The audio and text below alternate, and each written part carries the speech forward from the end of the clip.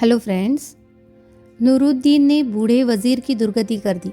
उसके शरीर से कई जगह खून निकल आया और उसके सारे वस्त्र और शरीर के सारे अंग खून और मिट्टी से सन गए और वह बेदम सा होकर एक ओर गिर रहा। नूरुद्दीन हुस्न अफरोज को लेकर अपने घर को चला गया। सुए खाकान वैसे ही लहू और मिट्टी से सने कपड़े और बदन लेकर हाकिम जुबैनी के पास पहुंचा। उसे वजीर की ऐसी दशा में देखकर आश्चर्य हुआ और वह बोला, तुम्हें किसने मारा?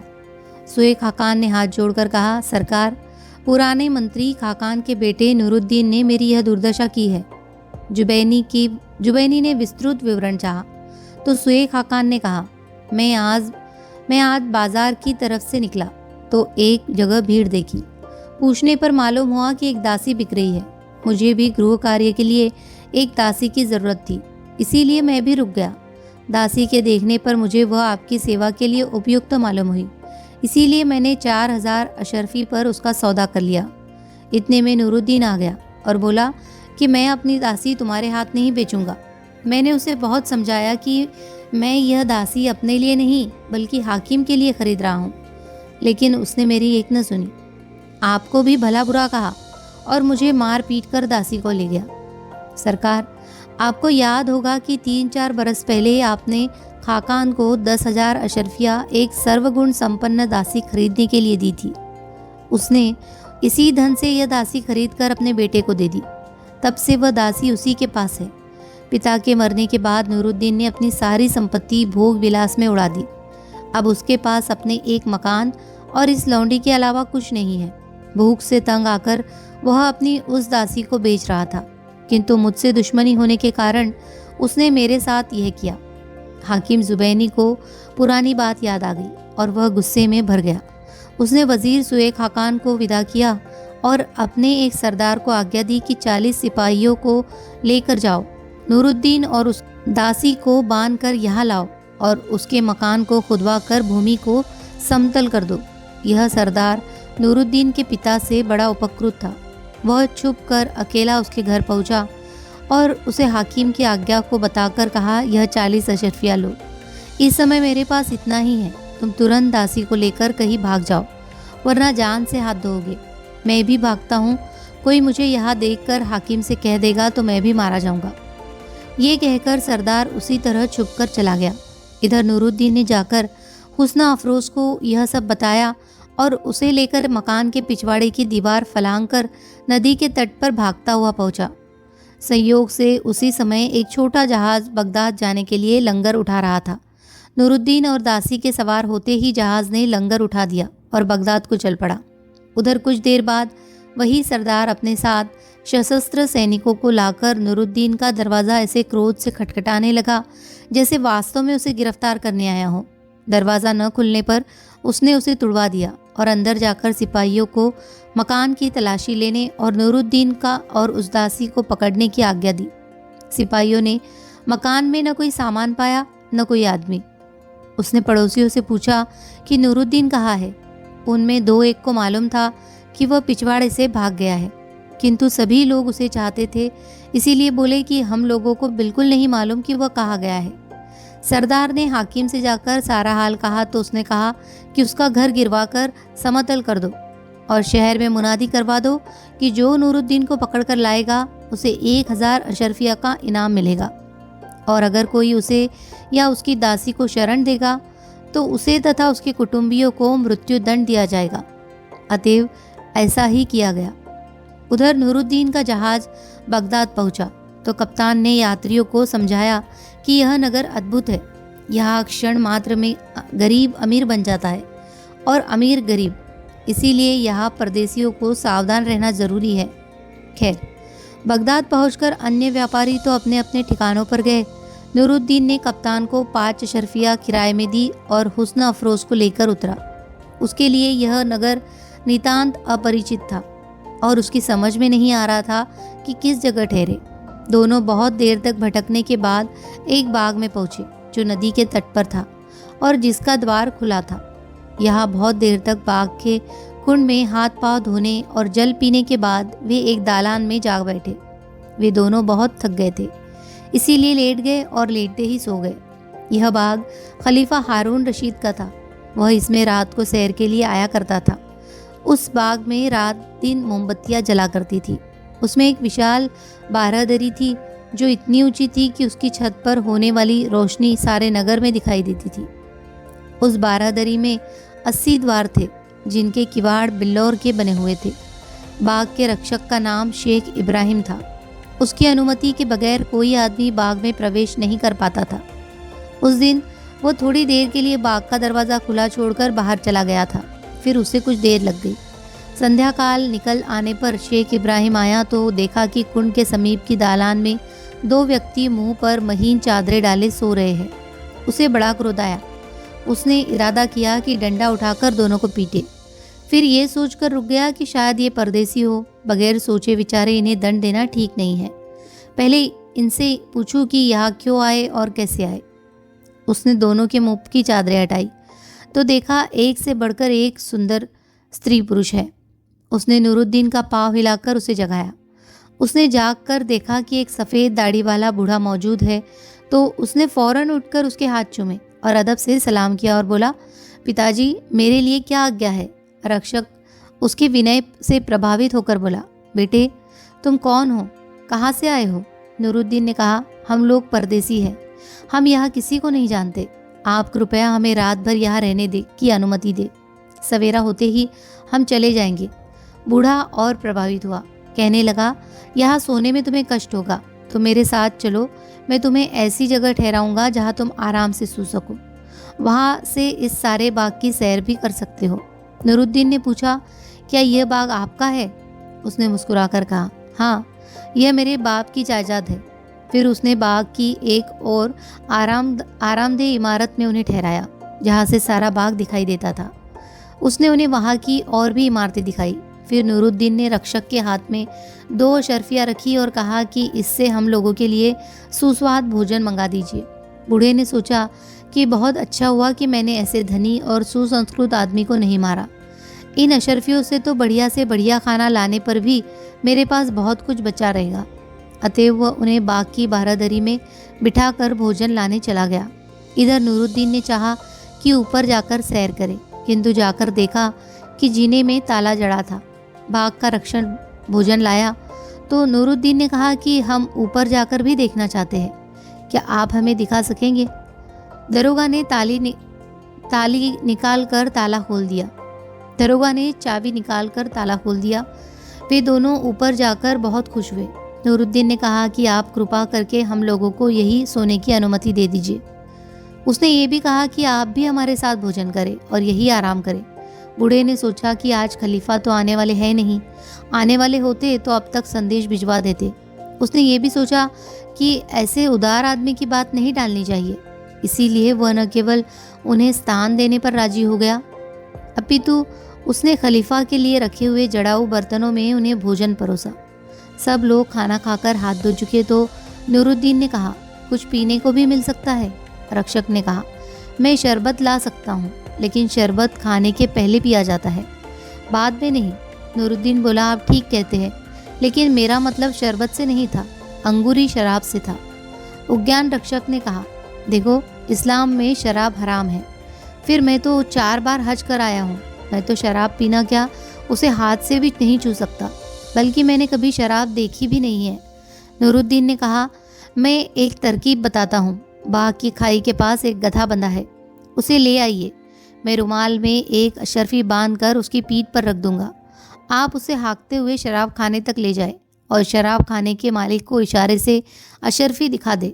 वह समझ जाएगा और अशर्फी लेकर शराब की मटकियाँ गधे पर लाद देगा। फिर आप गधे को यहाँ ले आए, यहाँ हम वे पात्र उतार लेंगे।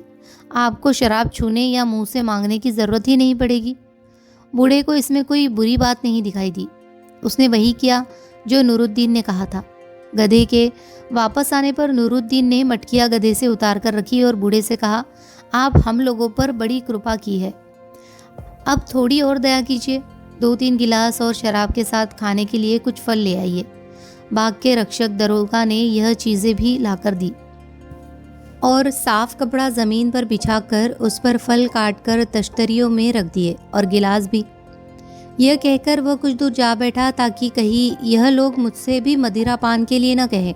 जब दोनों को शराब पीकर नशा आ गया तो नूरुद्दीन ने हुस्न अफरोज से कहा कि हम लोग कितने भाग्यवान हैं कि इस निपट अनजाने शहर में भी हमें ऐसी सुंदर जगह ठहरने को मिली है। फिर वे दोनों गाने गाने लगे। उनका गाना सुनकर दरोगा खुश हुआ और कुछ पास आकर गाना सुनने लगा। नूरुद्दीन ने उससे कहा, दरोगा साहब, आप बहुत अच्छे आदमी हैं, आप भी हमारे इस आनंद में शामिल हो जाए। मैं आपकी प्रशंसा में कसीदा सुनाऊंगा। दरोगा ने हंसकर कहा, आप दोनों के आनंद से मुझे काफ़ी आनंद आ रहा है, अब और आनंद क्या चाहिए। यह कहकर वो फिर दूर जा बैठा। हुस्न अफरोज ने नूरुद्दीन से कहा, आप कहे तो मैं इस बूढ़े कर्मकांडी को भी शराब पिला दूं। उसने कहा, ऐसा हो जाए तो बड़ा मजा आएगा। हुस्न अफरोज बोली, आप उसे बुलाकर अपने हाथ से शराब का गिलास दे, वह पी ले तो ठीक है, वरना आप खुद उस गिलास को पीकर चारपाई पर लेट कर सोने का बहाना करना। फिर देखो मैं इसे किस तरह राह पर लाती हूँ। नूरुद्दीन ने यह मान लिया।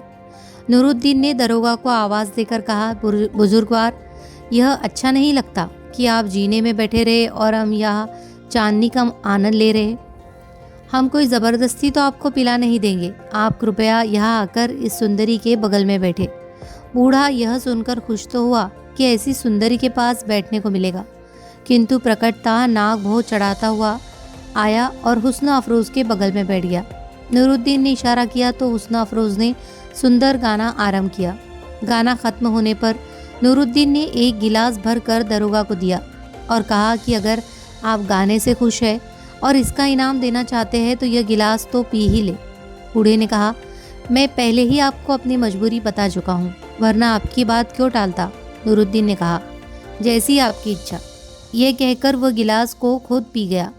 अब हुस्न अफरोज ने एक सेब के 2 टुकड़े किए और एक टुकड़ा वृद्ध की ओर बढ़ाकर बोली, शराब नहीं पीते तो फल तो लीजिए, इसे खाने से तो धर्म नहीं रोकता। बूढ़े ने धन्यवाद सहित सेब ले लिया और उसे खाने लगा। हुस्न अफरोज ने फिर गाना शुरू किया। अब बूढ़े पर हुस्न अफरोज का जादू चढ़ने लगा था। नूरुद्दीन पलंग पर जाकर सोने का बहाना करने लगा। गाना खत्म होने पर हुस्न अफरोज ने शिकायत के स्वर में बूढ़े से कहा, देखिए इनकी कैसी बुरी आदत है, 2 गिलास पीकर ही नींद की गोद में चले जाते हैं। मैं अकेली रह जाती हूँ, अब कृपया आप मुझे अकेला न छोड़े, मेरे और पास आकर बैठ जाए। बूढ़ा तो उसके नयन शर से पहले ही बिन चुका था। वह उसके पास जा बैठा। हुस्न अफरोज समझ गई कि अब इसे पिलाई जा सकती है। उसने शराब का एक गिलास भरकर उसकी ओर बढ़ाकर कहा, देखिए आपको मेरे सिर की कसम है, इससे इनकार न कीजिए। इसके पीने से जो पाप आप पर पड़ेगा वह मैं अपने सिर लेती हूँ। ये कहकर उसने हाव भाव के साथ गिलास उसके मुंह से लगा दिया। बूढ़ा उसे पी गया और बचा हुआ आधा सेब भी खा गया। हुस्न अफरोज ने दूसरा गिलास बढ़ाया तो उसने बगैर हिचके पी लिया। इसके बाद उसे नशा चढ़ा तो वह खुद अपने हाथ से भर भर कर कई गिलास पी गया। इतने में नूरुद्दीन भी पलंग से उठकर आया और मुस्कुराकर बोला, बड़े मियाँ, तुम तो बड़े परहेजगार थे, अब क्या हो गया। बूढ़ा ठठाकर हंसा और कहने लगा, मैंने पी कहा है, ये तो तुम्हारी साथी ने ज़बरदस्ती मुझे पिलाई है। इसी तरह वे लोग हंसी खुशी के साथ आधी रात तक बैठे बैठे मदिरा पान करते रहे। जब दरोगा को काफ़ी नशा चढ़ गया तो हुस्न अफरोज ने कहा कि अब अंधेरा डरावना लगता है, कहो तो क्षमादान जला दूँ। बूढ़े ने कहा, अच्छा यही चाहती हो तो जला लो, लेकिन 2-4 ही जलाना। किंतु हुस्न अफरोज ने वहाँ के सारे ही क्षमादान जला दिए। बूढ़ा नशे में था और हुस्न अफरोज के सौंदर्य से मस्त भी। उससे हुस्न अफरोज ने पूछा, कहिए तो जीने के क्षमादान भी जला दूं ताकि किसी आने जाने वाले को कष्ट न हो। बूढ़े ने बगैर समझे बुझे इसकी भी अनुमति दे दी। वह इस समय हुस्न अफरोज की हर बात मानने को तैयार था। खलीफा हारून रशीद उस दिन देर तक राजकाज में लगा रहा था। आधी रात को उसकी इच्छा हुई कि बाग में जाकर थकन मिटाए। महल से उसने देखा तो बाग की बारादरी के ऊपर प्रकाश पुंज दिखाई दिया, क्योंकि हुस्न अफरोज ने सारे क्षमादान जला दिए थे। उसने अपने मंत्री जाफर से कहा, समझ में नहीं आता, मैं तो यहाँ हूँ, इस बाग की बारादरी में रोशनी किसने करवाई है। जाफर की समझ में भी कुछ न आया, लेकिन वह दिल का अच्छा आदमी था। बाग के दरोगा को बचाने के लिए झूठ बोल गया। बाग के दरोगा ने एक मानता मानी थी। और कहा था कि यह पूरी होगी तो अपने मित्रों को दावत दूंगा। उसने आज दावत दी होगी। खलीफा को इस बात पर विश्वास न हुआ। उसने खुद भी साधारण नागरिक के वस्त्र पहने और जाफर तथा अपने प्रधान अंगरक्षक मसरूर को भी पहनवाए और उन दोनों को लेकर चुपके से बाग की ओर चला। वहां जाकर देखा कि बाग का बाहरी द्वार खुला है। उसे दरोगा की असावधानी पर दोष हुआ और वह कहने लगा कि यह दरवाज़ा क्यों खुला है। जाफर इसका क्या जवाब देता। फिर खलीफा इन लोगों को बाग में बिठाकर चुपचाप जीने पर चढ़कर छत का तमाशा देखने लगा। उसने देखा कि एक अति सुंदर युवक के साथ एक अनिंद्य सुंदरी बैठी है और दरोगा शराब का गिलास उस स्त्री को देते हुए कह रहा है, हे परम सुंदरी, मैंने अभी जी भर कर तुम्हारा गाना नहीं सुना, एक गाना सुनाओ, इसके बाद मैं भी तुम्हें गाना सुनाऊंगा। किंतु वह स्त्री का गाना सुनने के बजाय खुद गाने लगा। स्पष्ट था कि उसे गाना नहीं आता था, यूं ही रेक रहा था। खलीफा को यह देखकर आश्चर्य हुआ। उसने सोचा कि इस दरोगा को क्या हो गया, यह तो बड़ा सदाचारी था। वह चुपके से उतरा और मंत्री जाफर को साथ लाकर उसे इशारे से दिखाया कि यह क्या हो रहा है। उसने कहा, सरकार, मैं तो कुछ समझ नहीं पाया। खलीफा ने कहा, मैं इन सब को कड़ा दंड दूंगा, किंतु यदि इस सुंदरी ने अच्छा गाया तो क्षमा कर दूंगा। वे दोनों चुप कर सुनने लगे। बूढ़े ने कहा, कुछ ऐसा गाओ कि जी खुश हो जाए। हुस्न अफरोज बोली, यह बांसुरी होती तो मैं वह गाना सुनाती कि तुम भी याद करते। अगर मिल सके तो बांसुरी लाओ। बूढ़ा झूमता हुआ उठा और एक कोठरी खोलकर उसमें से बांसुरी निकाल लाया। हुस्न अफरोज बांसुरी बजाने लगी। खलीफा ने मंत्री से कहा, यह स्त्री तो बड़ी अच्छी बांसुरी बजाती है, इस कारण मैंने इसका अपराध क्षमा किया और उसके कारण उसके साथी को भी। किंतु बूढ़े की हरकत प्रशासन की बात है और तुम्हारी जिम्मेदारी है, इसीलिए तुम जरूर फांसी पाओगे। मंत्री ने कहा, भगवान करता कि वह बुरा बजाती। खलीफा ने कहा, तुम यह बात क्यों कर रहे हो? मंत्री बोला, अगर ऐसा होता तो यह दोनों मारे जाते और इन दोनों के साथ मरने में सुख मिलता। खलीफा इस चतुराई के उत्तर से हंस पड़ा। हुस्न अफरोज ने बार बारी से बांसुरी और गले से वही राग निकाला तो खलीफा लोटपोट हो गया। वह संगीत का अच्छा मर्मज्ञ था। उसने इस डर से कि कहीं जीने में ही उससे वाह न निकल जाए, मंत्री के साथ चुपचाप नीचे उतर आया और बोला, भाई, यह स्त्री तो गाने और बजाने दोनों में अद्वितीय है। हमारा दरबारी गवैया गाने बजाने में विश्वविख्यात है, किंतु इसके सामने वह अनाड़ी बच्चा मालूम होता है। मैं चाहता हूँ कि पास से जाकर इसका गायन वादन सुनो, किंतु मेरी समझ में नहीं आ रहा कि यह बात कैसे हो। मंत्री ने कहा, आपकी बात बिल्कुल ठीक है। अगर आप उन लोगों के सामने गए तो दरोगा और आपको इन साधारण वस्त्रों में भी पहचान लेगा और डर के मारे मर ही जाएगा, और यह दोनों भी आपके डर से गाना बजाना भूल जाएंगे। खलीफा ने कुछ सोचकर कहा, तुम मसरूर के साथ बाग में बैठो, मैं बाहर जा रहा हूँ, मेरे लौटने तक प्रतीक्षा करो। खलीफा ने बाग से निकलते ही एक मचवाहच से 4-5 बड़ी बड़ी मछलियाँ लेकर नदी की ओर से आ रहा है। खलीफा ने बाग से निकलते ही देखा कि एक मछवाहा 4-5 बड़ी बड़ी मछलियाँ लेकर नदी की ओर से आ रहा है। खलीफा ने उसे रोककर कहा कि मुझे 2 अच्छी मछलियाँ भेज दो। मछवाहे ने खलीफा को साधारण वस्त्रों में भी पहचान लिया और डर के मारे कांपने लगा। खलीफा ने कहा, तुम डरो नहीं, मैं तुम्हें अच्छा इनाम दूंगा, लेकिन तुम मेरे ये कपड़े पहन लो और अपने कपड़े मुझे दे दो और चुपचाप घर चले जाओ। उसने ऐसा ही किया। खलीफा उसके कपड़े पहनकर 2 बड़ी मछलियाँ लेकर बाग में आ गया। जाफर और मसरूर उसे इस वेश में देखकर पहचान न सके। मंत्री ने समझा कि यह मछवाहा बेवक्त कुछ इनाम मांगने आया है। उसने झिड़क कर उससे भाग जाने के लिए कहा। इस पर खलीफा खिलखिलाकर हंस पड़ा। अब मंत्री ने गौर से देखा तो उसे पहचान गया और क्षमा मांगने लगा कि आपको पहचान न पाने पर ऐसी भूल हुई। उसने कहा, जब मैं ही इस वेश में आपको पहचान नहीं सका तो कोई और क्या पहचानेगा। अब आप बेधड़क बारादरी की छत पर जाए और जी भरकर उस सुंदरी का गाना सुने। खलीफा मचवाहे की वेश में और 2 मछलियाँ लिए हुए ऊपर गया और दरवाज़ा खटखटाया। दरोगा ने पूछा, कौन है? खलीफा ने दरवाज़ा खोलकर बहुत झुककर सलाम किया ताकि पहचाना न जाए। फिर वह बोला, मैं करीम मचवाहा हूँ। मैंने सुना है कि आपने अपने मित्रों की दावत की है, इसीलिए मैं आपकी सेवा में 2 बहुत ही उत्तम मछलियाँ लाया हूँ, ताकि आप मेहमानों को भली भांति संतुष्ट कर सके। दरोगा ने नशे में खलीफा को बिल्कुल न पहचाना और बोला, तुम मचवाहे हो या चोर, रात में इस तरह घूमते हो? खैर, यहाँ आओ और दिखाओ कि क्या लाए हो। खलीफा मछलियाँ ले गया तो हुस्ना अफरोज को वे पसंद आई। उसने दरोगा से कहा कि इन्हें भुनवा दीजिए तो मज़ा आ जाएगा।